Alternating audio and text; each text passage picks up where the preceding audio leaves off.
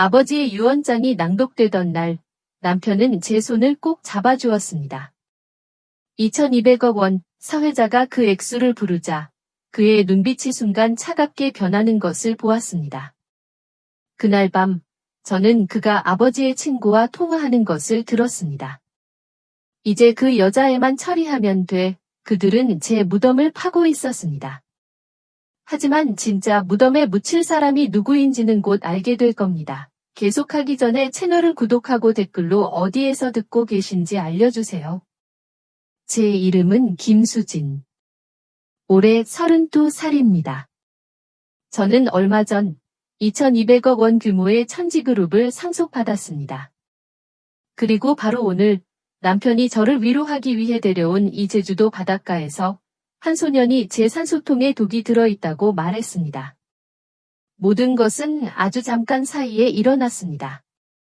요트가 출발하기 전 남편 민준 씨는 제 장비를 마지막으로 꼼꼼하게 점검해 주었습니다.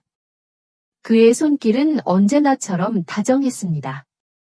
차가운 금속의 감촉 위로 그의 따뜻한 손이 스쳐 지나갔습니다.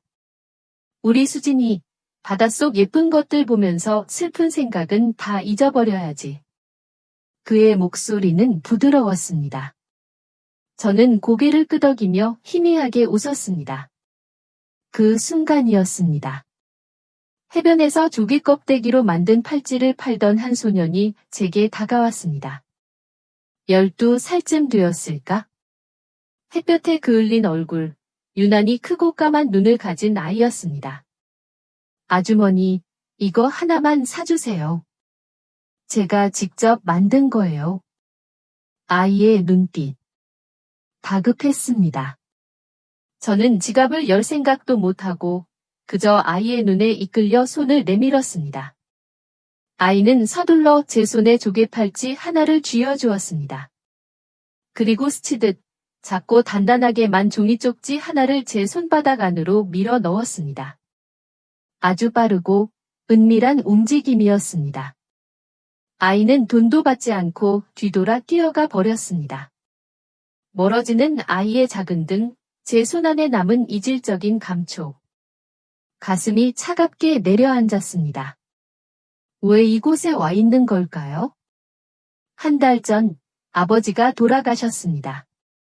평생 일밖에 모르셨던 분, 병원에서는 과로로 인한 갑작스러운 심장마비라고 했습니다.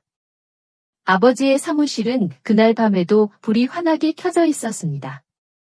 그 불빛을 보며 저는 한참을 울었습니다. 세상이 무너지는 것 같았습니다. 그 모든 장례 절차와 정신없는 회사 일들 속에서 저를 붙잡아준 사람은 남편, 민준 씨였습니다.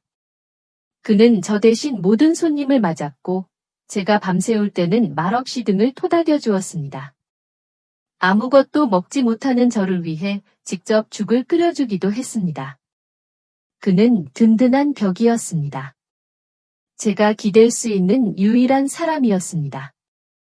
회장이라는 무거운 자리에 앉아 어쩔 줄 몰라 하는 제게 그는 잠시 모든 것을 잊고 쉬어야 한다고 했습니다. 그래서 오게 된 제주도였습니다. 우리의 첫 여행지였던 곳, 모든 것이 그의 세심한 배려였습니다. 다시 요트 위, 비릿한 바다 냄새가 코를 찔렀습니다. 손안의 종이 쪽지가 저를 현실로 끌어당겼습니다. 저는 민준 씨의 눈을 피해 조개 팔찌를 만지작거리는 척하며 쪽지를 펼쳤습니다. 아주 작게 서툰 글씨로 단 몇 글자가 적혀 있었습니다. 산소통의 독, 도망쳐요. 순간 온몸에 피가 식는 것 같았습니다. 머리가 어지럽고 눈앞이 하얗게 변했습니다. 저는 비틀거리며 요트의 난간을 붙잡았습니다. 수진아, 왜 그래? 얼굴이 하얘. 민준 씨의 걱정스러운 목소리가 들려왔습니다. 저는 떨리는 손으로 입을 막았습니다. 속이 안 좋아요. 대멀미를 하나 봐요. 미안해요, 여보. 오늘은 잠수 못할 것 같아. 제 목소리는 형편없이 갈라져 나왔습니다. 민준 씨는 조금의 의심도 없이 제 등을 받쳐주었습니다. 괜찮아? 그럴 수 있지? 어서 들어가서 눕자. 그는 저를 부축해 선실로 데려갔고 따뜻한 물 한 잔을 가져다 주었습니다. 저는 그의 부축을 받으며 힘없이 자리에 누웠습니다. 요트는 다시 항구로 뱃머리를 돌렸습니다. 창밖으로 우리가 떠나왔던 해변이 다시 가까워지고 있었습니다. 민준 씨는 제 옆에 앉아 걱정스러운 얼굴로 제 머리를 쓸어주었습니다. 그의 손길. 늘 저를 안심시켜주던 그 손길이 오늘따라 섬뜩하게 느껴졌습니다. 저는 눈을 감은 채 차갑게 식어가는 손을 이불 속에 숨겼습니다.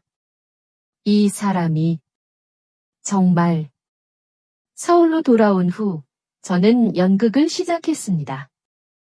제주도에서 얻은 충격으로 여전히 몸이 좋지 않은 아내. 민준 씨의 걱정스러운 얼굴 앞에서 저는 힘없이 웃어 보였습니다. 조금 더 쉬면 괜찮아질 거예요. 제 목소리는 저 자신도 믿을 수 없을 만큼 연약하게 들렸습니다. 그는 제 이마를 짚어보며 한숨을 쉬었습니다. 저는 그의 손길 아래에서 눈을 감았습니다. 심장은 얼음장처럼 차가웠지만 겉으로는 아무것도 드러내지 않았습니다. 기회는 다음 날 찾아왔습니다. 민준 씨가 그룹의 중요한 전략회의로 아침 일찍 집을 나섰습니다. 저는 그가 현관문을 나서는 소리가 완전히 사라질 때까지 기다렸습니다. 그리고 곧장 아버지의 유품이 담긴 상자를 열었습니다. 그 안에서 낡은 명함 한 장을 찾아냈습니다. 윤 실장님. 아버지의 그림자처럼 평생을 곁에서 보좌했던 분이었습니다. 저는 명함에 적힌 개인 번호로 전화를 걸었습니다. 수화기 너머의 목소리는 침착했지만 제 목소리를 듣자 미세하게 흔들렸습니다. 저는 길게 설명하지 않았습니다. 그저 아버지께서 생전에 자주 가시던 인사동의 작은 찻집 이름을 댔습니다. 1시간 뒤에 뵙고 싶다고. 찻집은 시간이 멈춘 듯 고요했습니다. 짙은 대추차 향기가 공간을 채우고 있었습니다. 윤 실장님은 약속 시간보다 먼저 와서 저를 기다리고 있었습니다. 세월의 흔적이 깊게 팬 그의 얼굴에는 걱정이 가득했습니다. 회장님, 무슨 일이십니까? 저는 가방에서 조심스럽게 제주도에서 가져온 산소통을 꺼내 테이블 아래에 내려놓았습니다. 그리고 그날 있었던 일을 목소리를 최대한 낮추어 이야기했습니다. 소년의 경고, 의심스러운 되멀미, 그리고 차갑게 식어버린 제 마음까지. 윤 실장님은 아무 말 없이 제 이야기를 들었습니다. 그의 눈빛은 점점 더 날카로워졌습니다. 제 이야기가 끝나자 그는 잠시 창밖을 바라보았습니다. 그리고 낮은 목소리로 말했습니다. 제가 알아보겠습니다. 이 산소통, 그리고 한지훈이라는 소년. 모두 다요.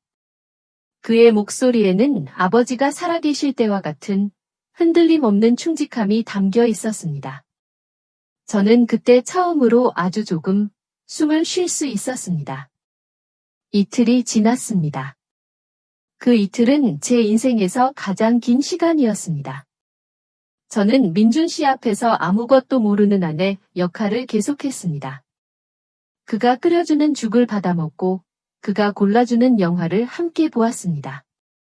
그의 다정한 미소 뒤에 무엇이 숨어 있는지 생각할 때마다 등줄기에 소름이 돋았습니다. 이틀째 되는 날 저녁, 윤 실장님에게서 메시지가 왔습니다. 내용은 단 한 줄이었습니다. 내일 오전 10시, 같은 장소에서 뵙겠습니다. 다음 날, 저는 다시 그 찻집에 앉아 있었습니다.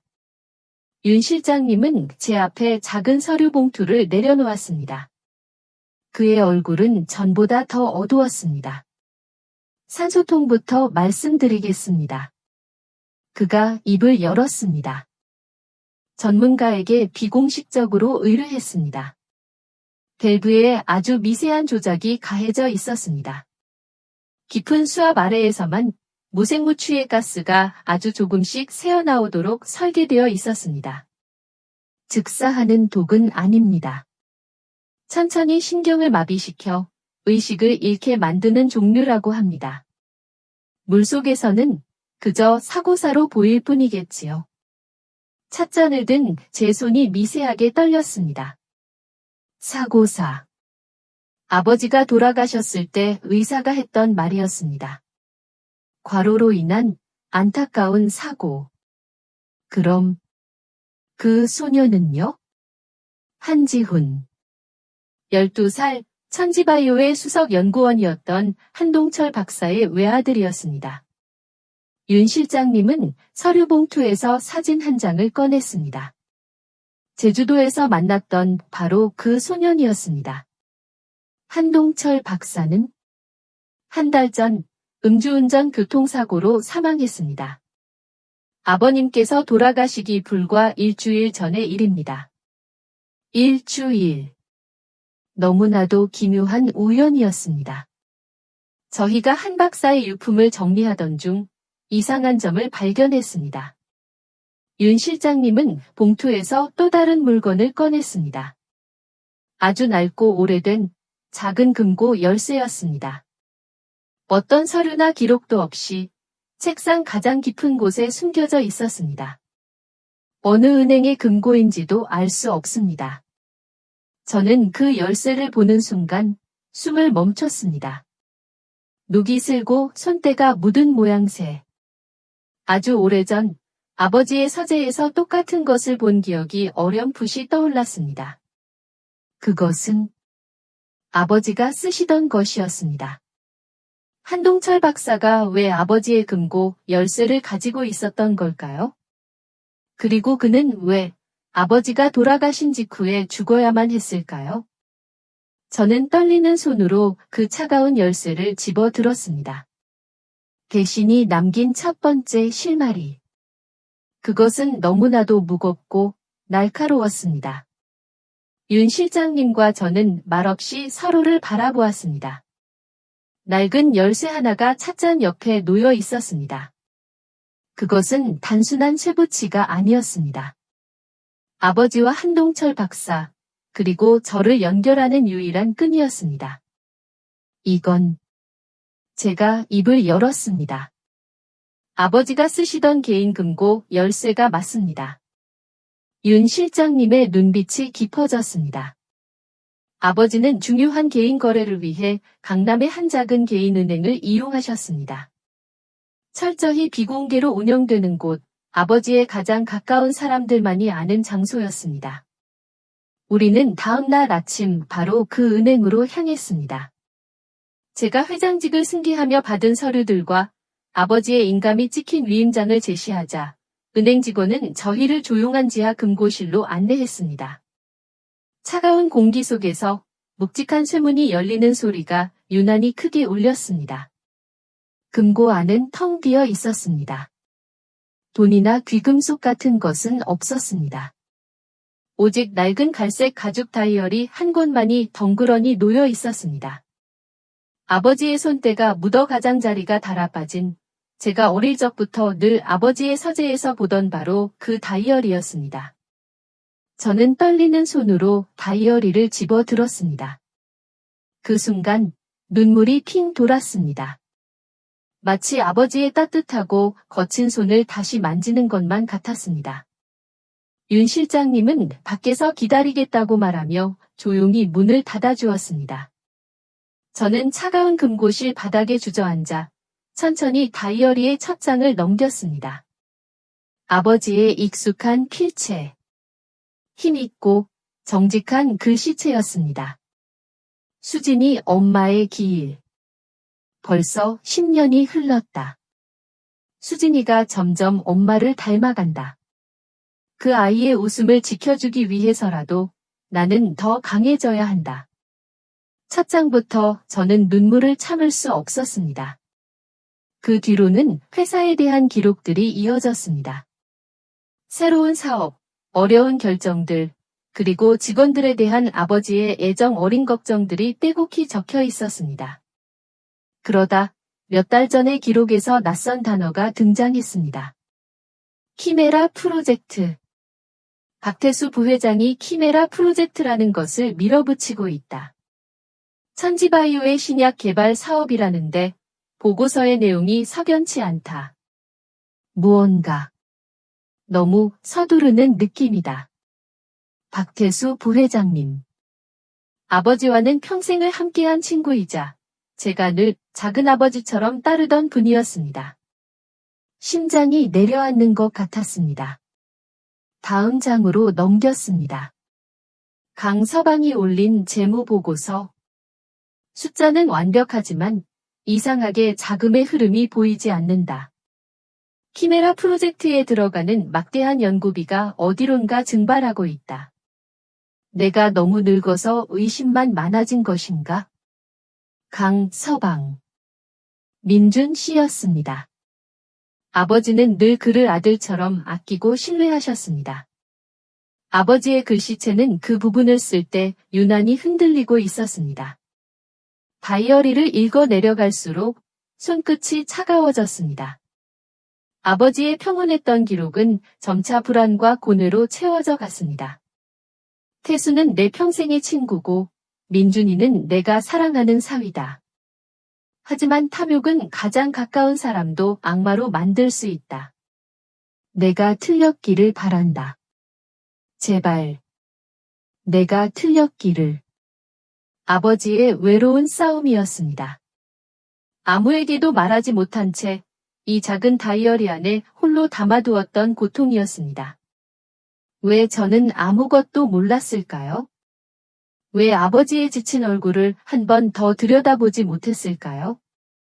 그리고 마지막 장, 아버지가 돌아가시기 불과 며칠 전에 쓰인 기록이었습니다. 다른 페이지들과는 달리 아주 급하게 휘갈겨 쓴 듯한 글씨였습니다. 모든 증거는 우리의 이야기가 시작된 곳에 있다. 동백나무 아래에. 동백나무. 그 글자를 보는 순간 제 머릿속에는 단 한 곳만이 떠올랐습니다. 여기까지 읽었을 때 저는 마치 아버지가 바로 곁에서 저 세상 너머에서 저를 지켜주려 애쓰고 계신 것만 같았습니다. 저는 믿습니다. 살아가면서 우리 모두는 부모님이 남겨주신 보이지 않는 유산을 품고 살아간다고요. 그것은 가르침일 수도 있고 낡은 유품일 수도 혹은 하나의 이야기일 수도 있습니다. 혹시 며느리의 눈물 채널을 시청하시는 분들 중에도 그런 이야기가 있으시다면 아래 댓글로 남겨주세요. 아버지의 마지막 메시지는 제 심장에 와서 박혔습니다. 그곳은 단 한 군데밖에 없었습니다. 제가 태어나고 자란 성북동의 낡은 저택. 아버지가 제가 태어난 날 기념으로 정원에 직접 심으셨던 커다란 동백나무. 우리의 이야기가 시작된 곳, 바로 그곳이었습니다. 저는 민준 씨에게 회사에 급한 일이 생겼다고 둘러대고 집을 나섰습니다. 윤 실장님과 저는 해가 완전히 진 후에야 그곳에 도착했습니다. 혹시라도 누군가의 눈에 띌까 염려되었기 때문입니다. 오랫동안 사람의 발길이 닿지 않은 저택은 어둠 속에서 거대한 그림자처럼 서 있었습니다. 녹슨 철문을 열자 끼익 하고 섬뜩한 소리가 났습니다. 어릴 적에는 세상에서 가장 아늑하고 안전했던 이 공간이 오늘따라 낯설고 스산하게 느껴졌습니다. 정원은 잡초로 무성했습니다. 하지만 달빛 아래 동백나무만은 예전 모습 그대로 늠름하게 서 있었습니다. 짙고 푸른 잎사귀들이 바람에 흔들리며 속삭이는 것 같았습니다. 마치 저를 기다렸다는 듯이. 저와 윤 실장님은 작은 손전등 불빛에 의지해 나무 아래를 파기 시작했습니다. 흙냄새와 풀 비린내가 섞여 코를 찔렀습니다.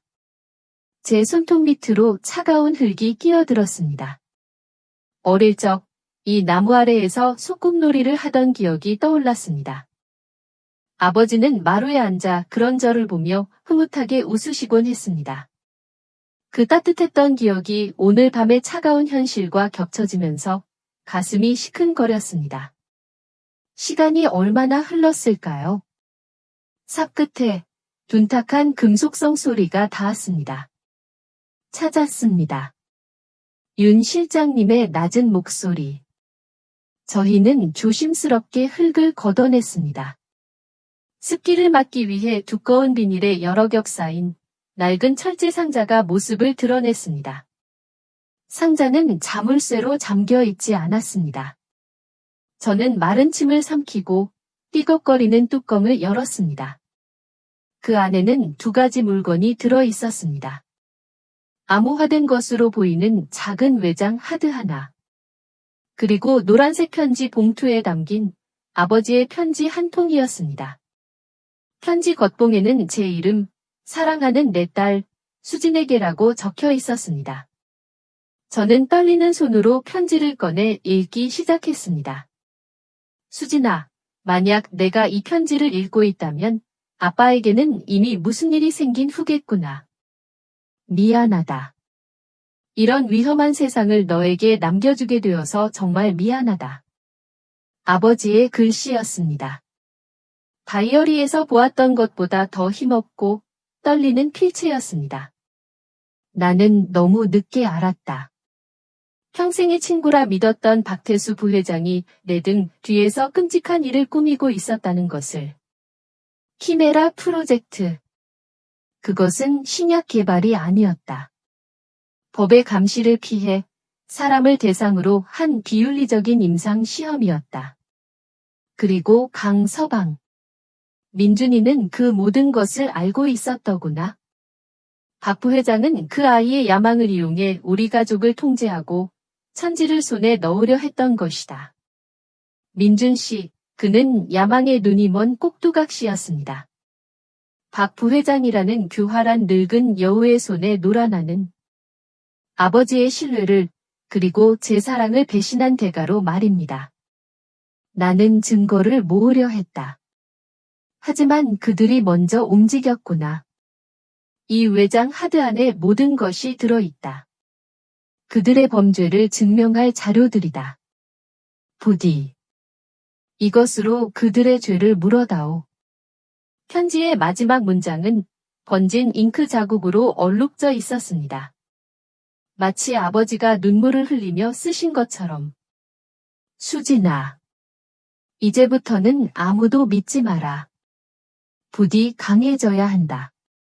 아빠가 시작한 일을 내가 끝내다오. 천지라는 이름에 묻은 더러운 것들을 내가 씻어내 주렴. 편지가 손에서 힘없이 떨어졌습니다. 밤바람이 유난히 차게 느껴졌습니다. 저는 동백나무 기둥에 기댄 채 소리 없이 눈물을 흘렸습니다. 이제 더 이상 어릴 적의 김수진은 없었습니다. 저는 이제 아버지의 유언을 짊어진 사람이었습니다. 그날 밤 저는 아버지의 편지를 가슴에 품고 텅 빈 저택을 나섰습니다. 윤 실장님은 외장 하드를 건네받으며 말했습니다. 가장 신뢰할 수 있는 정보보안 전문가에게 맡기겠습니다. 시간이 조금 걸릴 겁니다. 저는 고개를 끄덕였습니다. 이제부터는 시간과의 싸움이었습니다. 그리고 제 자신과의 싸움이기도 했습니다. 집으로 돌아오자 민준 씨가 소파에 앉아 저를 기다리고 있었습니다. 그의 얼굴에는 걱정이 가득했습니다. 이제 와? 무슨 일인데 이렇게 늦었어? 전화도 안 받고. 그의 목소리. 전에는 꿀처럼 달콤하게 들렸는데 이제는 끈적한 독처럼 느껴졌습니다. 저는 최대한 지친 표정을 지으며 그의 어깨에 기댔습니다. 미안해요. 그냥 아버지 생각이 너무 나서 옛날 앨범 좀 보다 왔어요. 거짓말. 제 인생의 첫 번째 연기가 시작되었습니다. 그는 제 머리를 부드럽게 쓰다듬었습니다. 바보 같기는. 힘들면 나한테 기대하지. 그의 손길이 닿는 순간 저도 모르게 온몸에 소름이 돋았습니다. 저는 그 감각을 숨기기 위해 그의 품에 더 깊이 파고들었습니다. 그날 이후 저는 완벽한 배우가 되어야만 했습니다. 제주도의 충격에서 벗어나지 못한 연약하고 슬픔에 잠긴 아내. 그것이 제 역할이었습니다. 밤마다 저는 바다에 빠지는 악몽을 꾸는 척 소리를 지르며 잠에서 깼습니다. 그러면 민준 씨는 어김없이 저를 꽉 안아주며 괜찮다고 속삭였습니다. 그의 심장 소리를 들으며 저는 증오를 삼키고 눈물을 흘렸습니다. 며칠이 지났습니다. 그들의 조바심이 느껴지기 시작했습니다. 어느 날 저녁, 박 부회장님이 민준 씨와 함께 집으로 찾아왔습니다. 아가, 몸은 좀 괜찮으냐? 박 부회장님은 인자한 미소를 지으며 제 손을 잡았습니다. 아버지의 평생 친구. 그의 손은 따뜻했지만 저는 그 온기 뒤에 숨겨진 차가운 탐욕을 보았습니다. 그들은 제 앞에 몇 가지 서류를 내려놓았습니다.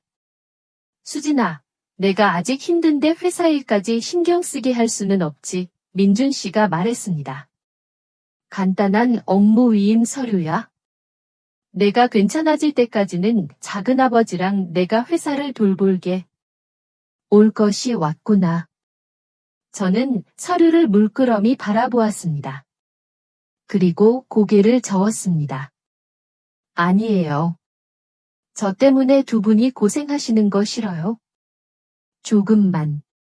조금만 더 생각할 시간을 주세요.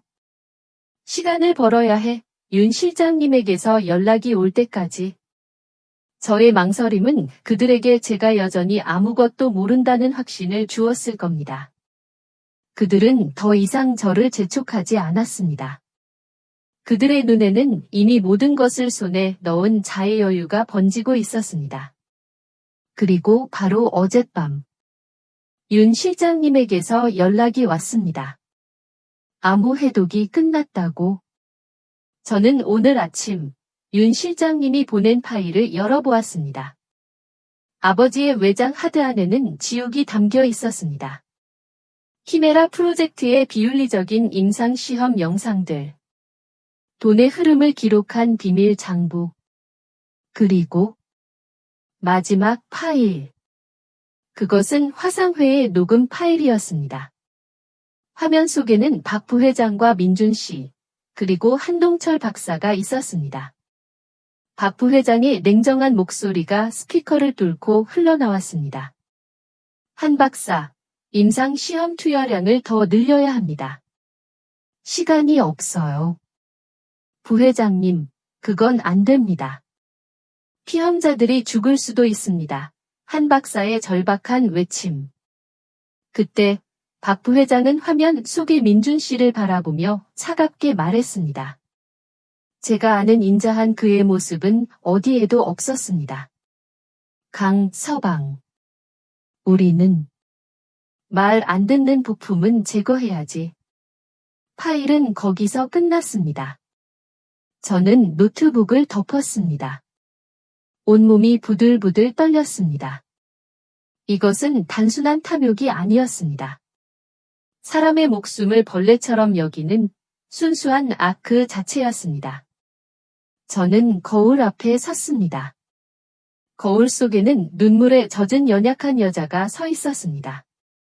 하지만 그 눈동자 깊은 곳에서는 차가운 불꽃이 타오르고 있었습니다.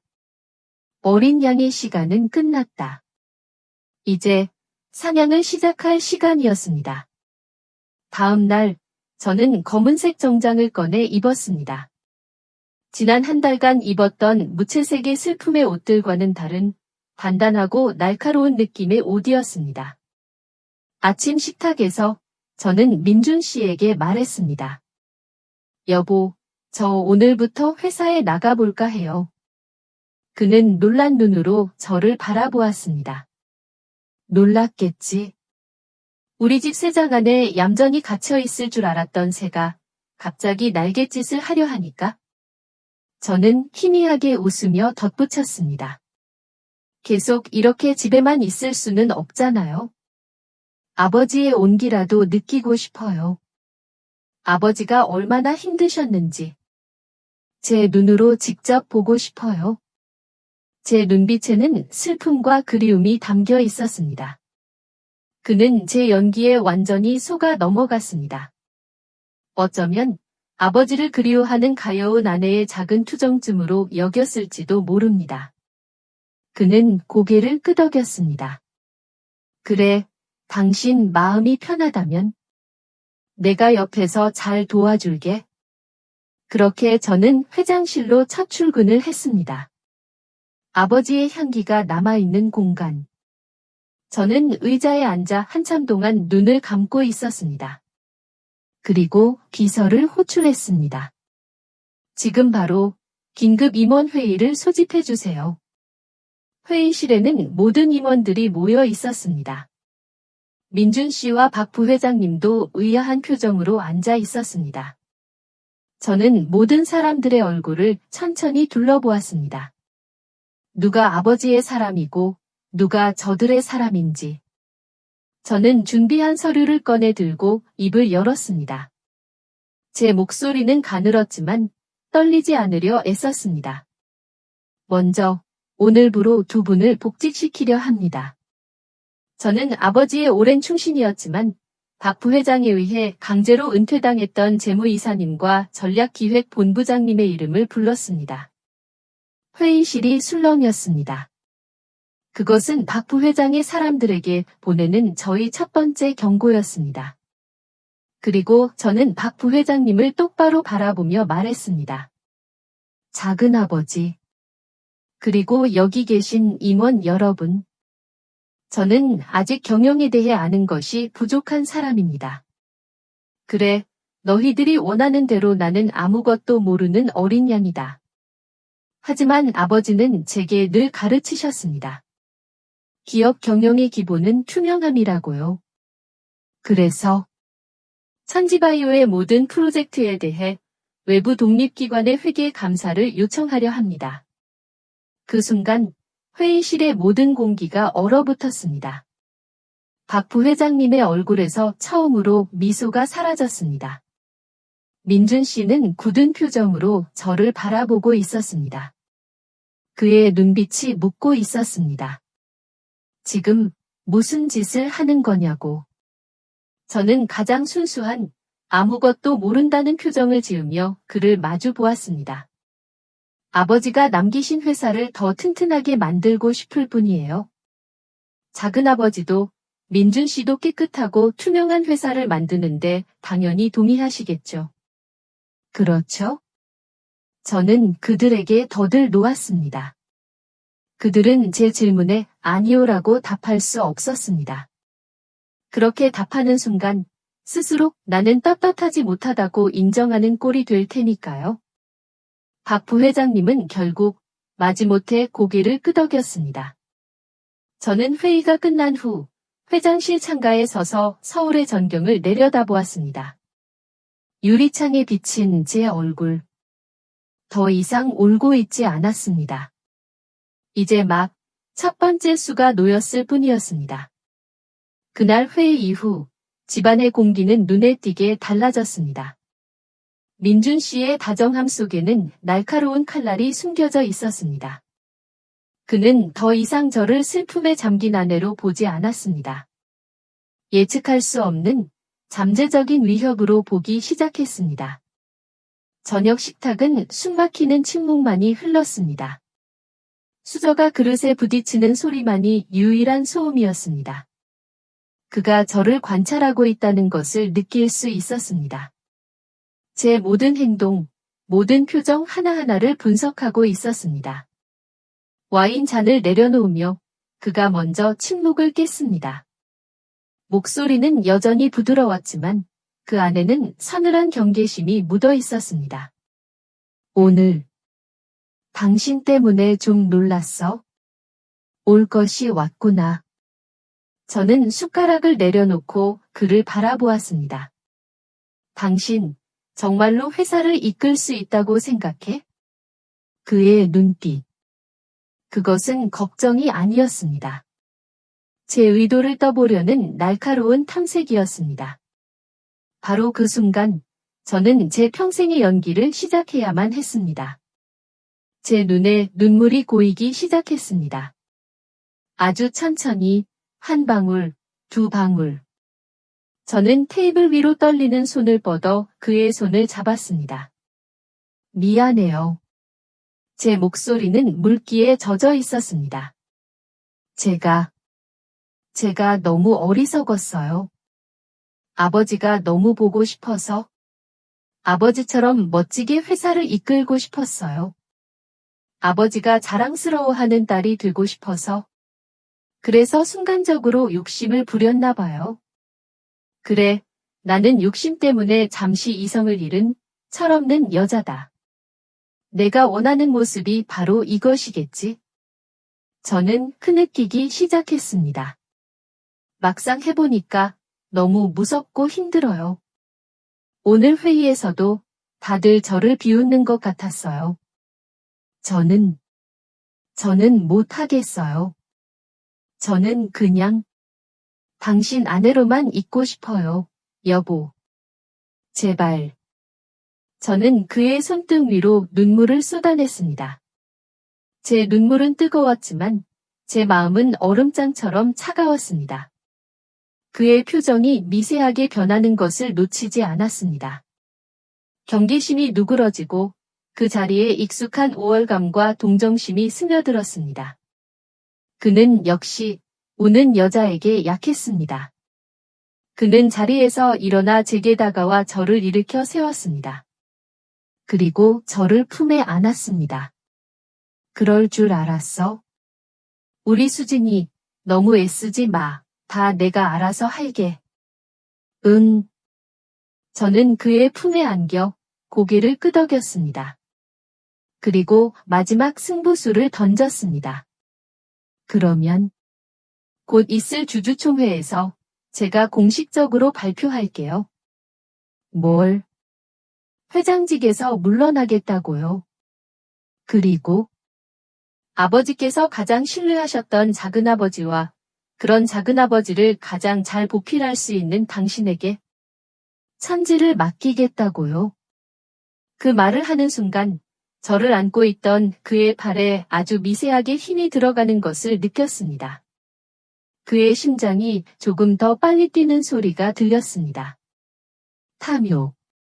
감출 수 없는 그 탐욕의 박동이었습니다. 그는 잠시 말이 없었습니다. 제 제안이 너무나도 달콤해서 혹시 함정은 아닐까 순간적으로 의심했을지도 모릅니다. 하지만 결국 그의 자만심이 이겼습니다. 그는 제가 완전히 무너졌다고 두 손 두 발 다 들었다고 확신했을 겁니다. 정말 그렇게 생각해준다면 나야 고맙지. 그의 목소리에는 감추려야 감출 수 없는 기쁨이 묻어 있었습니다. 그는 저를 안아 침실로 데려갔습니다. 그리고 제 눈물을 닦아주며 다정한 말들을 속삭였습니다.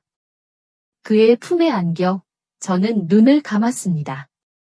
한때 제 세상의 전부였던 이 품이 이제는 차가운 무덤처럼 느껴졌습니다. 저는 이 연극의 마지막 무대를 스스로 정했습니다. 제 모든 것을 걸고 홀로 맞서야 하는 무대를 말입니다. 혹시 여기까지 제 이야기를 듣고 계신다면 아래에 숫자 1을 댓글로 남겨주시겠어요? 이 길고 외로운 여정에 아직 저와 함께 걸어주는 분들이 계시다는 것을 알고 싶습니다. 여러분의 존재가 며느리의 눈물 채널에서 마지막 이야기를 이어갈 가장 큰 힘이 될 겁니다. 주주총회를 앞둔 며칠 동안 집안에는 기묘한 평화가 흘렀습니다. 민준 씨는 목표를 거의 다 이룬 사냥꾼처럼 여유로웠습니다. 그는 제게 더없이 다정했고 저는 그의 연극에 기꺼이 장단을 맞춰주었습니다. 우리는 완벽하게 행복한 부부처럼 보였습니다. 그 시간은 제가 마지막 남은 일들을 정리할 수 있는 귀중한 유예 기간이었습니다. 저는 주주총회 하루 전날 홀로 아버지를 찾아뵈었습니다. 경기도의 한적한 공원 묘지. 아버지의 묘비 앞에는 제가 좋아하는 하얀 국화꽃이 놓여 있었습니다.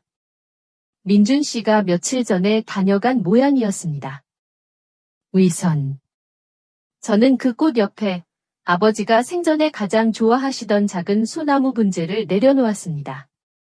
차가운 비석을 어루만지며 저는 나지막이 속삭였습니다.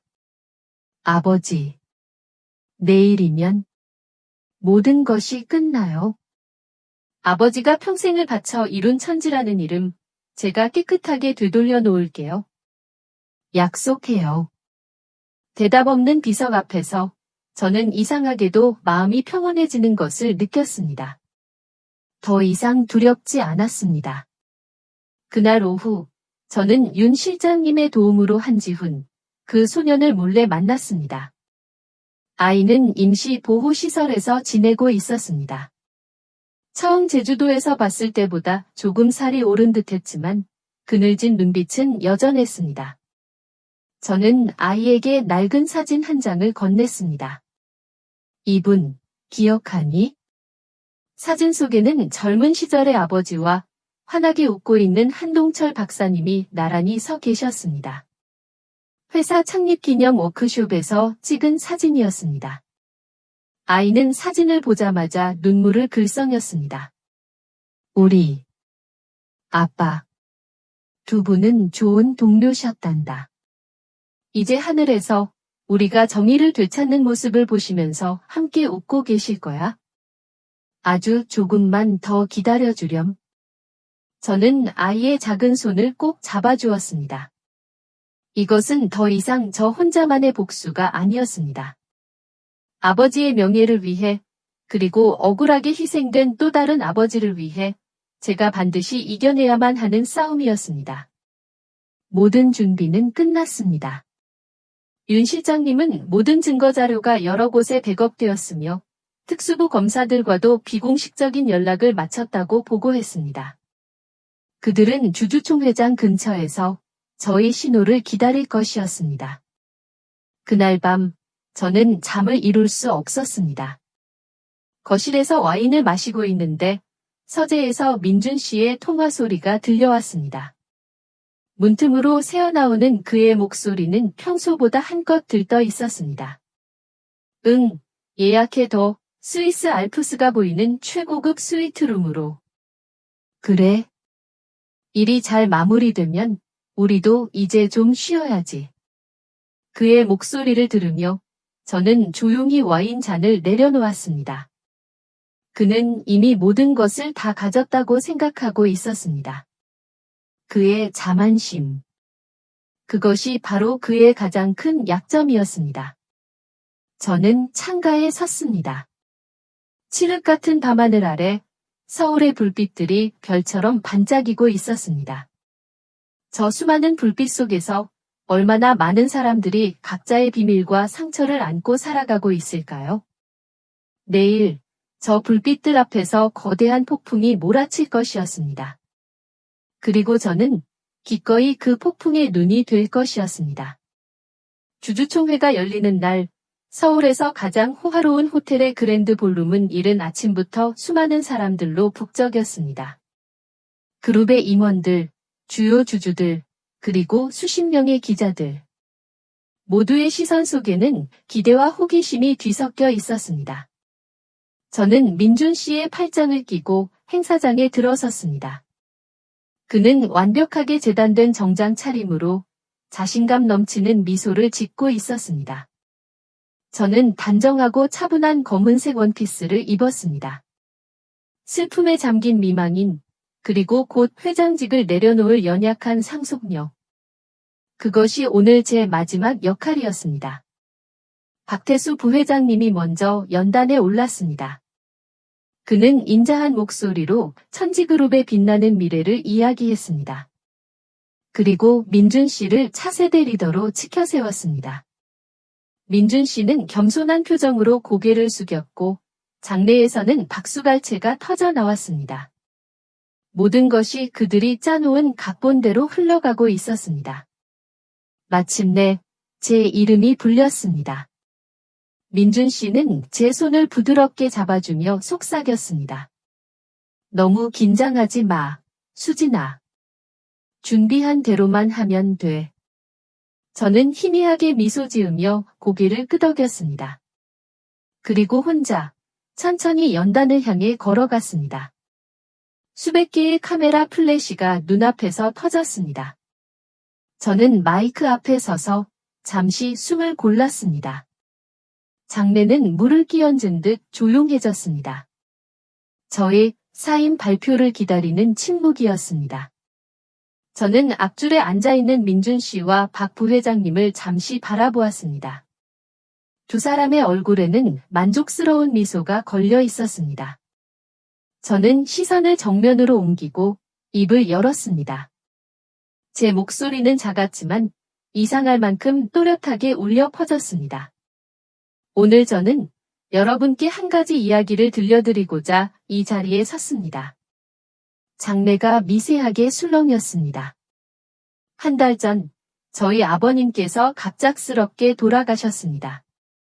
그리고 얼마 지나지 않아 저희 회사 천지바이오의 한 성실한 연구원 역시 안타까운 사고로 목숨을 잃었습니다.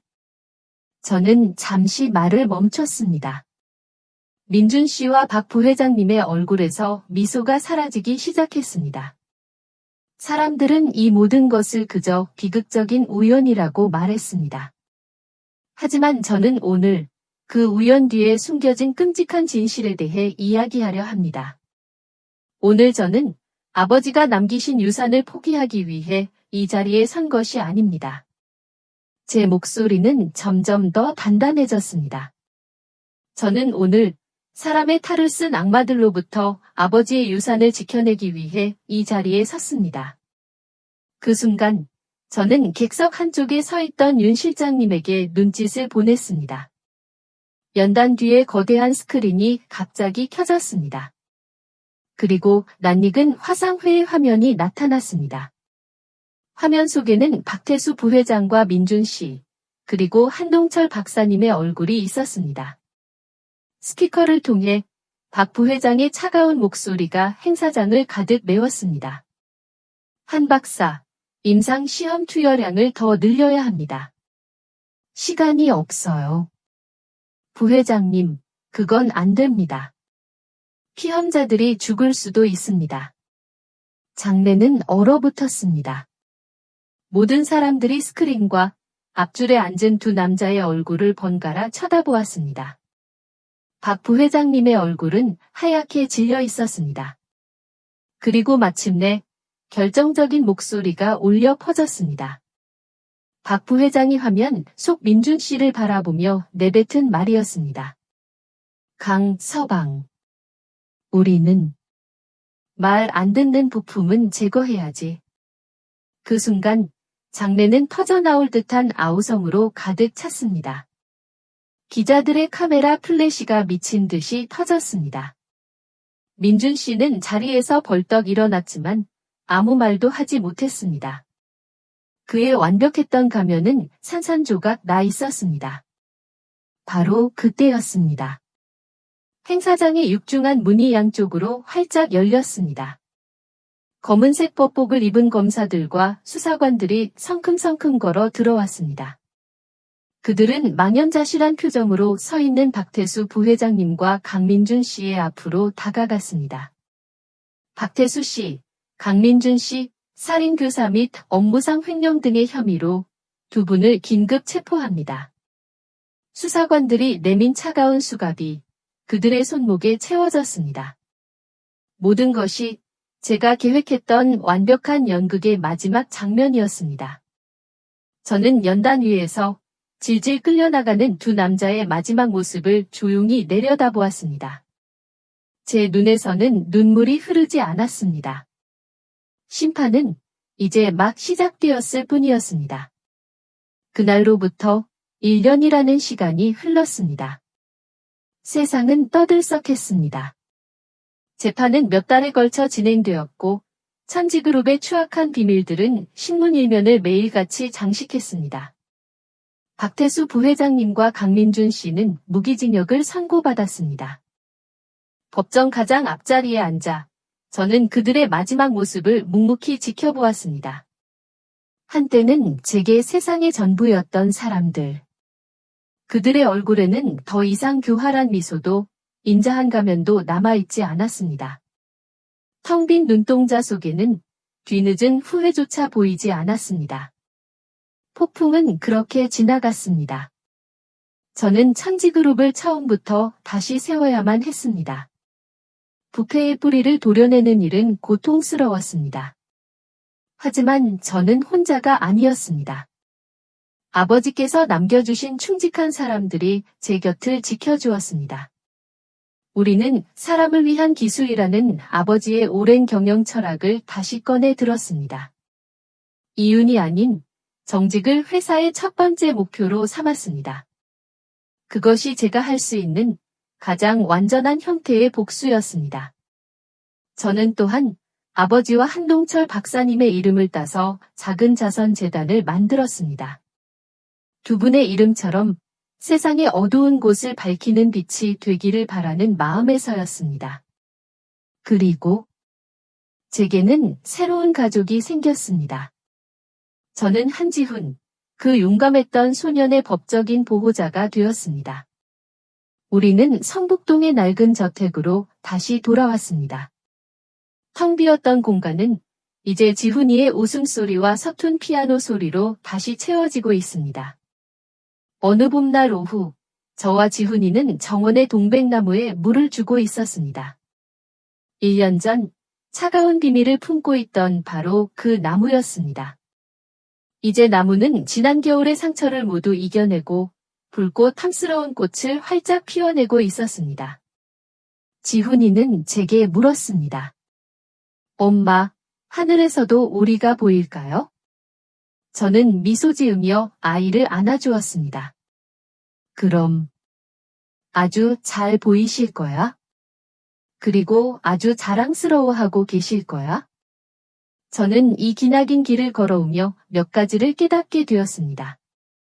부모가 자식에게 물려줄 수 있는 가장 위대한 유산은 돈이나 명예가 아닌 올바르게 살아가는 삶의 방식이라는 것을요. 그리고 자식의 도리는 그 유산을 안락하게 누리는 것이 아니라 때로는 온 힘을 다해 지켜내야만 한다는 것을요. 사람의 마음 속에는 탐욕이라는 깊은 어둠이 존재합니다. 그 어둠은 모든 것을 파괴할 수 있습니다.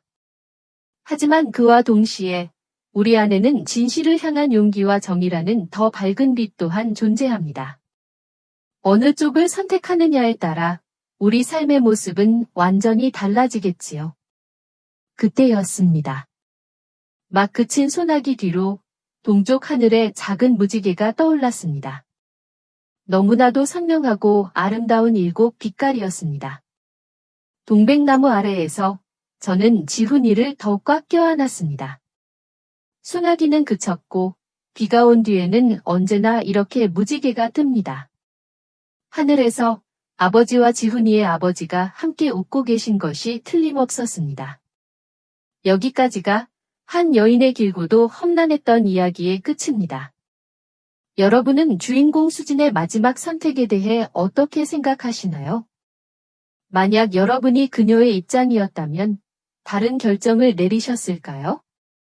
여러분의 소중한 생각을 댓글로 남겨주세요. 저는 언제나 한 분 한 분의 목소리에 귀 기울이고 있습니다. 오늘 이야기가 여러분의 마음에 작은 파문을 일으켰다면 좋아요를 눌러주시는 것을 잊지 마세요. 이 이야기가 필요할 것이라 믿는 소중한 사람에게 공유해주시고 며느리의 눈물 채널을 구독하시면 다음에 비밀스러운 이야기를 놓치지 않으실 겁니다. 그럼 다음 이야기에서 다시 뵙겠습니다. 어쩌면 다음번에는 바로 여러분이 이야기의 주인공이 될지도 모르니까요.